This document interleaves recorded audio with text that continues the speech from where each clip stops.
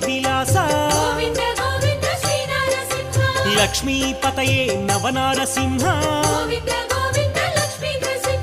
అహోబిలేశ మహోగ్రసింహ ప్రహ్లాదవందిత జ్వాలా నృసింహ కేళి విహార అహోబిలేశ అనంత భుజబల అహోబిలేశ రుద్రావతార అహోబిలేశ ఉగ్రదంష్ట్రాయ అహోబిలేశ జితేంద్రాయ అహోబిలేశ